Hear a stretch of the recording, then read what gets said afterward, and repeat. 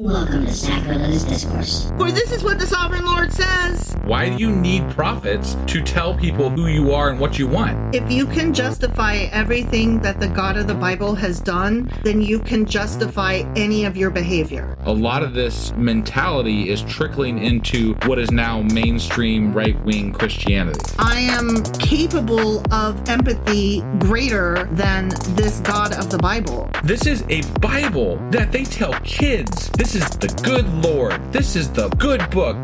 He is fantasizing about murder, mass murder.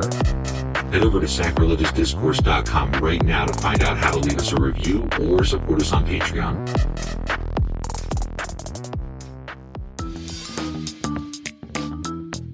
Hey there, sinners and saints. It's your favorite Bible-bashing duo from Sacrilegious Discourse, and we need your help. That's right, folks. We're raising funds for some heavenly equipment and a studio that doesn't sound like it's in the depths of hell. Our current setup, let's just say it's more apocalypse than audiophile. So if you want to hear us dissect the Bible without the background noise of demonic squirrels, chip in a few bucks. We're aiming for $5,000 to upgrade our audio and build a studio worthy of blasphemous banter.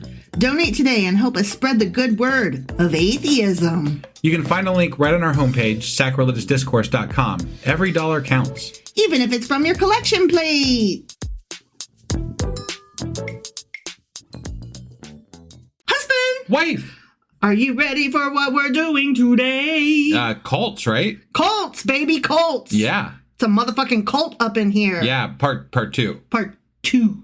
Or do. Yeah. Yeah, so we started this a couple weeks ago, I believe, and we ran a little long. So we ran so long. We're like, we got to cut this into two. Maybe at three. least. At least two, maybe three. Who knows? Maybe three. We'll see how this goes. Yep. So we got some more good info about, where did we leave off last time? What did we talk about last? I was going to summarize it in the meet. All right. So, yeah, well, let's do that. So you ready to get into this then? Sure as fuck am. All right, let's do it. Okie dokie.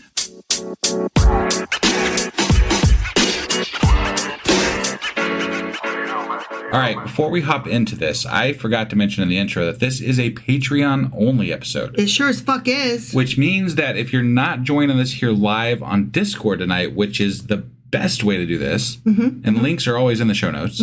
Even on this one, if you are not a patron, there's links in the show notes for the Discord.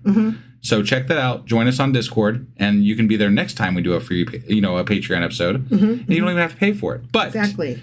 If you can't be here for our lives, which are 10 p.m. Eastern every Wednesday, you can always catch these episodes on Patreon. And you can get them for as low as $2 a month.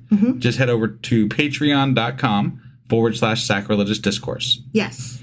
That being said, you ready to get into this episode here? Indeed, I am. All right, let's do it. All right. So last time we did this, we talked about cults versus religions. We did. And we started with charisma and authority and living prophets versus historical figures. Do you remember that? That was like people here on earth versus like Jesus or Muhammad or whatever. Sure. Yeah. Right? And then isolation and control. Right. And apocalyptic and fear-based messaging. And that was all under defining cults versus religion. And we will be covering more of that because we aren't done with that. Got it. Okay. We also covered a report that sustained fear-based messaging can erode mental capacities and make individuals more susceptible to manipulation, aka brainwashing. Right. And that's kind of a thing that's been happening. Yeah. To the Republicans. In our media landscape.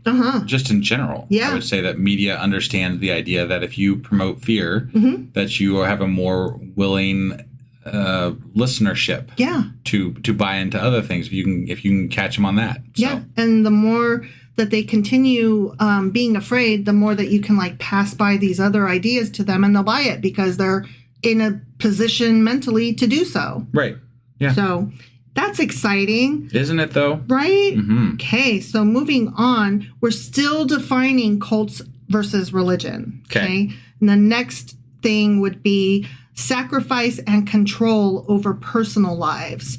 So cult leaders tend to demand extraordinary levels of personal sacrifice and control, often dictating followers' relationships, sexual behavior, finances, and even diet. Wow. Jones famously required his followers to give up their possessions and live communally. This is Jim Jones. Jones. Heaven's Gate? Yeah. Okay. And then David Koresh of the Davidian dude. Branch Davidian. Yeah, them guys. Took it further by claiming the right to have intimate relationships with his followers, including young girls, under the guise of, quote, spiritual duty. Oh, wow. He grody. Yeah. While the leaders of certain religious groups also have specific moral expectations, these demands are usually less extreme and can be interpreted through broader frameworks like priests or pastors who interpret scripture rather than inventing quote-unquote new commands for their followers. Having said that, I do not want to overlook the fact that religious leaders are also pretty fucking grody and do their own form of covering up for each other and hiding the nastiness that they do. And using the power that they do have to abusing their power over people. Yeah. So, yeah. Totally. Yeah.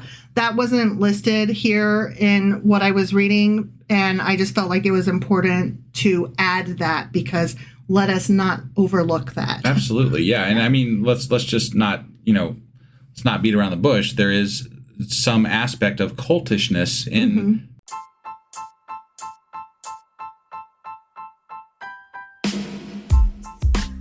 Hey, wife, I guess that's the end?